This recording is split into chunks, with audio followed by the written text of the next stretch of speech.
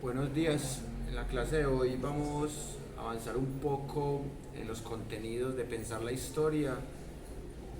Vamos a poner ejemplos del presente que nos devuelvan a la historia republicana y a sus inicios. La vez pasada estuvimos analizando unas imágenes y hoy vamos a analizar cómo contar la historia de Colombia desde los billetes. Y para eso es importante que miremos diferentes figuras que aparecen acá. Acá pueden observar un billete de un peso de oro colombiano. En esta época el peso estaba respaldado en oro, algo que también se ha perdido. Y acá pueden observar ustedes a dos personajes que inician desde la política lo que es la era republicana: Simón Bolívar y Francisco de Paula Santander. Sobre ellos se ha escrito mucho, pero casi todos los estudios que se han hecho tienen bastantes sesgos y hoy vamos a hablar un poco de eso. La historia conservadora ha tratado de mostrar a Simón Bolívar como un ídolo y a Santander como un traidor. Y realmente Simón Bolívar es un personaje muy cuestionable desde muchos puntos de vista. Es cierto que en esta época apenas estaban haciendo el concepto de guerrillas, en la época de las guerras napoleónicas, pero el término de guerrillas se vuelve algo despectivo desde sus inicios. O sea, una guerrilla es un pequeño ejército que está en contra de un régimen, y en esa medida, cuando hay personas que se alzan en armas, se supone que no tienen otro camino para tumbar un régimen opresor, en este caso el régimen español. Pero en Colombia se ha masificado una doble moral conservadora, porque por un lado aplauden estas guerrillas y por el otro atacan a otras guerrillas nuevas de diferentes ideologías. ¿Y por qué digo esto del conservatismo? Porque en la época de la dictadura de Gustavo Rojas Pinilla no se podía enseñar la historia de Santander como un héroe patrio. Solo se podría mostrar como un traidor, y Bolívar se mostraba como un héroe patrio. Y si uno se va a las evidencias, Simón Bolívar le hizo mucho daño a la gente. O sea, fue una persona que cometió lo que en este momento se llamaría crímenes de lesa humanidad. Pues para esa época no se puede llamar así porque no existía. Pero Simón Bolívar era un dictador. Y eso es una realidad que la historia patria ha querido tapar. No significa esto que Santander fuera una perita en dulce, pero Simón Bolívar era 3, 4, 5 veces más dictador que Santander. Pero la historia patria nos ha mentido con esto de buenos y malos. La senadora uribista Paloma Valencia dijo hace 3 años que Álvaro Uribe era el nuevo Simón Bolívar, o era una especie de Simón Bolívar, o sea, que había libertado la patria de las FARC, entre otras cosas. Y cuando ella dijo esto, se burlaron mucho de ella. Pero lo que no saben es que ella tenía o tiene razón. O sea, Simón Bolívar es muy parecido a Uribe. O sea, porque ambos tienen una secta de seguidores y ambos tienen escándalos de terrorismo, como gobernantes, sobre todo. Porque cuando Bolívar se enfrentaba con el régimen español, uno podría decir que era un guerrillero y que en medio de esas batallas pues tenía que matar gente de manera ilegal. Pero desde que Simón Bolívar era guerrillero, tuvo grandes excesos, en tanto que hay una leyenda negra que en el fondo es la historiografía pastusa. Pasto es la única ciudad del país que no tiene una estatua de Bolívar, y eso obedece a un genocidio de diciembre de 1822, cuando Bolívar dio la orden de masacrar al pueblo pastuso, porque el pueblo pastuso interpretaba a Bolívar como un dictador y preferían ser súbditos de la corona española que estar en manos de un dictador. Y de ahí se han creado mitos contra el pueblo pastuso, que son bobos, pero por el contrario, eran los más inteligentes, eran los que sabían que Bolívar era un dictador, un sanguinario, un genocida, como dirían hoy. Pero llama mucho la atención la buena prensa que tiene Simón Bolívar. Álvaro Uribe lo defiende, Gustavo Petro lo defiende, y Paloma Valencia obviamente lo defiende. Pero Paloma Valencia tiene razón por lo malo, por los genocidas. O sea, el poder destructor de Simón Bolívar solo es comparable con Álvaro Uribe. Entonces, o sea, Paloma Valencia realmente no estaba equivocada. Pero la gente se la burlaba porque creían que Uribe era muy malo y que Bolívar era muy bueno, cuando el nivel de maldad de ambos, el nivel de asesinato, la dictadura de ambos fue muy parecida. Y a ambos se les da unos títulos bastante lamentables: Libertador y Gran Colombiano. Es triste que personas que tienen tanta sangre encima tengan esos títulos, pero en la historia hay que ir más allá de eso, porque, o sea, no nos podemos quedar lamentándonos de no, porque son ídolos, sabiendo que hicieron tanto daño. Hay que mirar las estructuras mentales y las patologías colectivas para entender por qué estos personajes se vuelven ídolos. Porque hay gente que le gusta la sangre. Porque uno compara a los seguidores de Simón Bolívar y a los seguidores de Álvaro Uribe y tienen comportamientos muy similares. Les gusta la sangre. De pronto, en el caso de los uribistas se nota más, porque es más común ver a alguien defendiendo los falsos positivos a capa y espada, o negándolos, o añorándolos, o minimizándolos. En cambio, casi nadie se atreve a cuestionar los excesos de Bolívar.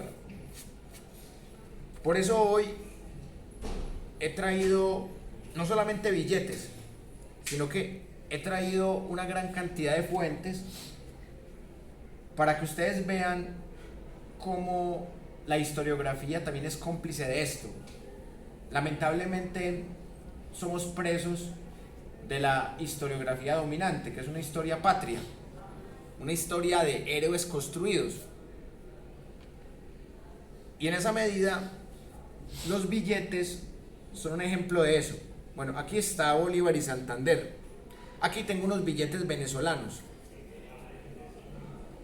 Es tanta la sumisión que Bolívar se repite 2 veces en los billetes venezolanos con la misma foto. O sea, es tanta la poca creatividad o la poca imaginación que Bolívar se repite 2 veces en estos billetes venezolanos. Y acá hay 2 personajes que son muy importantes en Venezuela, pero que en Colombia casi nadie los conoce. Son los dos maestros de Simón Bolívar, que entre otras cosas, pues acá también se repite el maestro Simón Rodríguez, que estos realmente sí no eran genocidas. Acá, por ejemplo, vemos a Francisco de Miranda, que fue traicionado por Bolívar, pero la historia trata de mostrar que fue al revés, trata de mostrar que el traidor era Francisco de Miranda. Y acá podemos notar que Venezuela y Colombia, como pueblos hermanos, tienen las mismas raíces en Simón Bolívar, pero que la adoración por la figura de Bolívar es más enferma en el pueblo venezolano. ¿Y cómo podemos comprobar esto?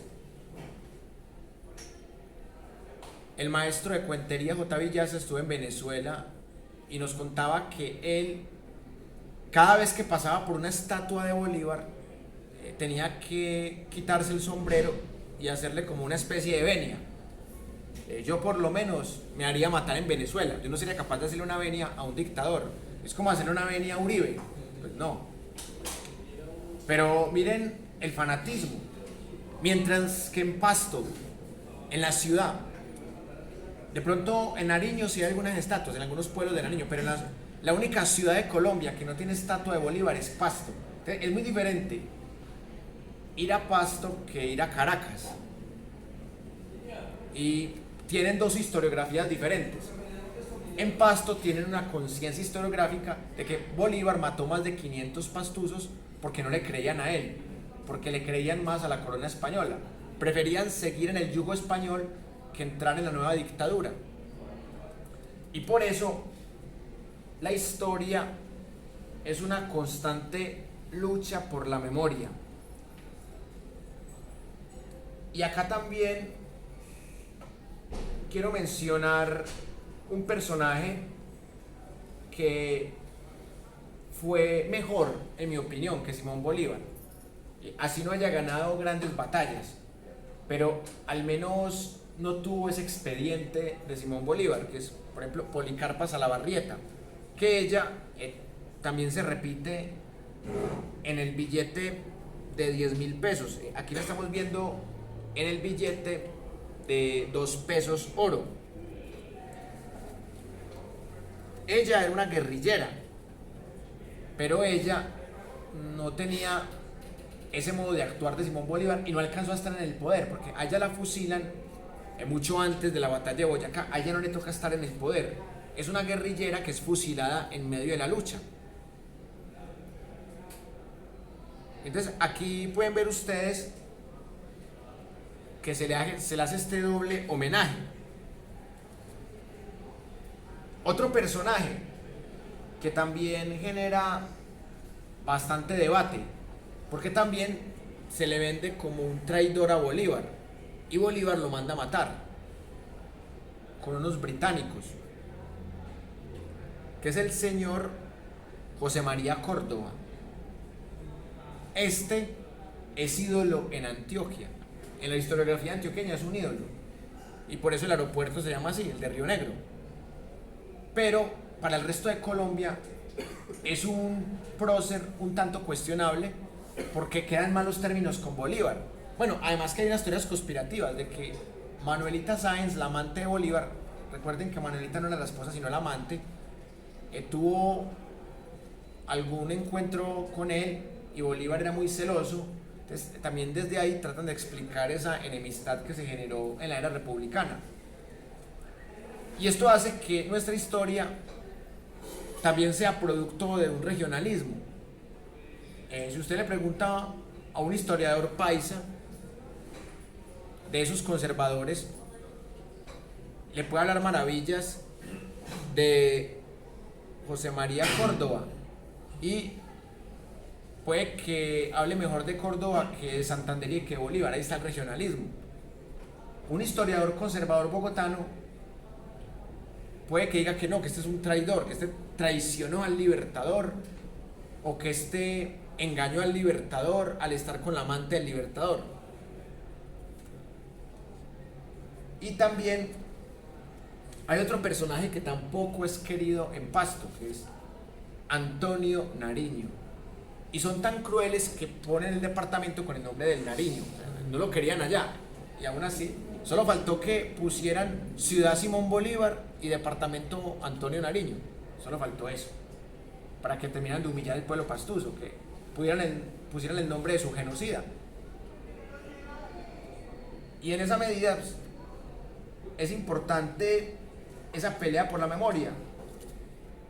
Acá hay otro personaje que sale en el billete de 20 pesos oro, el señor conocido como el Sabio Caldas, que también murió, fue fusilado por la misma época que le pasó esto a Policarpa Salabarrieta y a Camilo Torres Tenorio. Fueron fusilados cuando los españoles tratan de recuperar el poder, porque recuerden que después del ingreso de Napoleón a España, la corona estuvo debilitada. Napoleón engañó a la corona española, haciéndoles creer que solamente iba a invadir a Portugal, pero realmente invadió a España, y por eso hubo una especie de anarquía acá, sobre todo desde 1810 hasta 1816. Entonces, en esa época, el Sabio Caldas era uno de los revolucionarios, y de pienso lo mismo que de Camilo Torres y que de Policarpa. O sea, realmente no le hicieron daño al país, no alcanzaron a gobernar ni siquiera. Estos para mí podrían estar más cerca de ser héroes de la patria. Estos no alcanzaron a incurrir en esos excesos, y aparte de todo eran personajes muy ilustrados, que tampoco se puede negar que Simón Bolívar era un personaje bastante ilustrado. Y también hay un español en los billetes, en de 200 pesos oro, el señor Mutis. ¿Qué hace un español aquí metido? Pues este señor fue mucho antes de la supuesta independencia. Este señor fue un líder de la expedición botánica. Entonces a le hacen un reconocimiento más por la historia científica, entre comillas. Entonces miren ustedes que nuestros billetes están llenos de personajes repetidos. Por ejemplo, Antonio Nariño se vuelve a repetir en el billete de 100 pesos oro. Simón Bolívar se vuelve a repetir en el billete de 200 pesos oro, y también se vuelve a repetir en el billete de 1000 pesos oro. Aquí lo tienen. Y Santander se vuelve a repetir en el billete de 500 pesos oro. Entonces la pregunta que uno se hace: hay tan pocos ídolos de la patria que tienen que repetir. Y realmente es porque la historia ha sido contada por unas élites que han canonizado a estos ídolos, y de generación en generación han repetido que estos ídolos merecen estar en un pedestal. Por fortuna, en los últimos billetes la cosa cambió un poco. Sin embargo, miren, Santander se vuelve a repetir en el billete de 2000, que entre otras cosas, Santander no fue tan pernicioso como Bolívar. Pero en los billetes más nuevos ya empiezan a aparecer nuevos ídolos. Jorge Eliezer Gaitán, que más adelante hablaremos de él, que sí me parece que merece estar aquí. De los poquitos que merece estar en los billetes, Gaitán. Es realmente sí luchó por el pueblo y no fue genocida. Esta señora, la artista Débora Arango, también merece estar aquí. El poeta que se suicidó, José Asunción Silva, también merece estar acá. Incluso se repite en el billete más viejito, que era esta humanista antropóloga Virginia Gutiérrez de Pineda. Esta señora también merece estar acá. El astrónomo científico Julio Garavito. Este Garavito sí merece estar acá.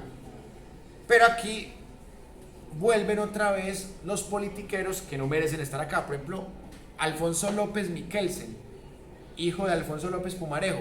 Este no merece estar acá. Merecía más estar acá su padre. Este fue un corrupto.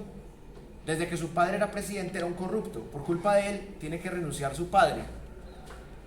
Y cuando se lo es presidente, gobierna a favor del narcotráfico naciente, de los contrabandistas. Es un presidente pésimo, liberal, pero aquí está. O sea, no se les extrañe que en unos 40, 50 años Álvaro Uribe salga en un billete de estos. O sea, podrían llegar a ese nivel porque la memoria histórica está en pelea. El escritor Isaacs merece estar aquí. Gabriel García Márquez, que está en el otro billete de 50.000, merece estar acá. Entonces, por lo menos ha habido un pequeño cambio y hay personajes que hacen parte del mundo del arte, del mundo de la ciencia, o que hicieron parte de la política, pero que realmente sí hicieron algo por el pueblo. No fueron genocidas ni ladrones. Y por eso ven ustedes que contar la historia de Colombia a través de los billetes es una herramienta interesante, que vamos a seguirla haciendo. Ahí les hice un pequeño repaso. Pero es importante hacer un pensamiento crítico de la historia. Por eso hoy también les traje 4 fuentes distintas desde el punto de vista de los libros. Les traje la historia conservadora de este periódico El Colombiano, que es bastante cuestionable. Les traje un libro que es bastante sintético del señor Alberto Velázquez Martínez, que se titula Colombia entre el sismo y el cisma. Este libro es viejito, pero es muy interesante. Y les traigo un libro nuevo del hermano del narcopresidente Ernesto Samper Pizano, Daniel Samper Pizano. Este libro es humorístico y tiene cositas interesantes.